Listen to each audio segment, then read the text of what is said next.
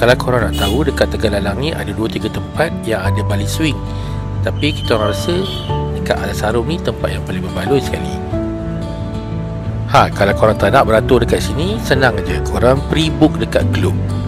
Sebab nanti bila sampai dekat sini, korang just collect tiket dan band. Disclaimer, kita orang tak ditaja oleh Klook tau.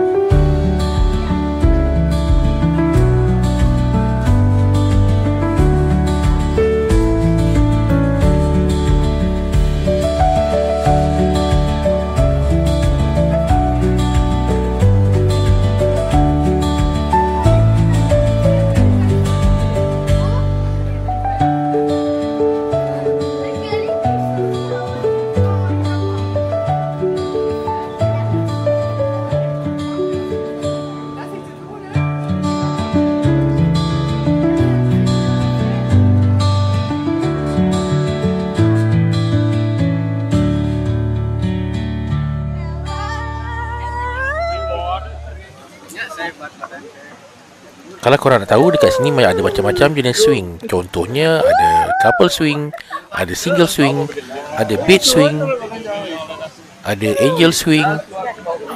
Korang pilihlah yang mana korang suka. Senang.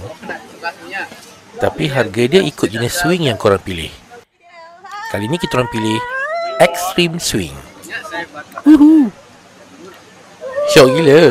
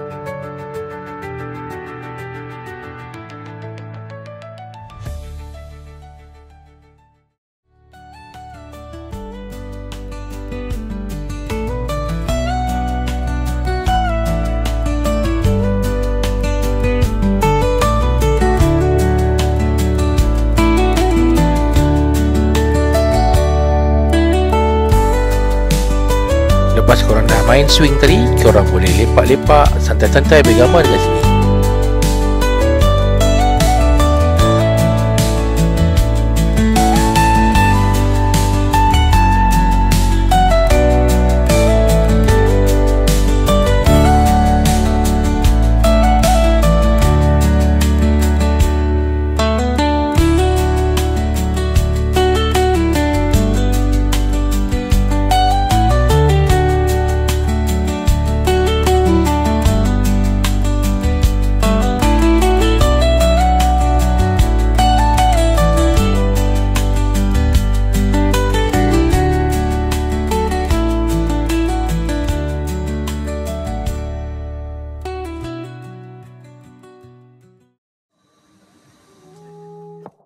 Bila dah seharian main dekat sini, perut pun lapar, tekak pun dahaga.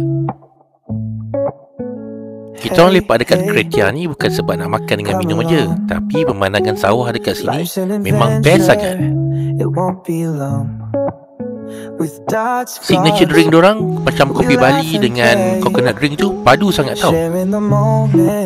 And dekat sini ada cumi telur asin, sedap. Shining bright like stars. Dots, Vlogs, Dots, Vlogs. Korang jangan lupa tunggu part 3 tau. Tunggu tau. Nak tahu apa dia? Hint dia dekat sebelah ni. Terima kasih subscribe. Jumpa next video.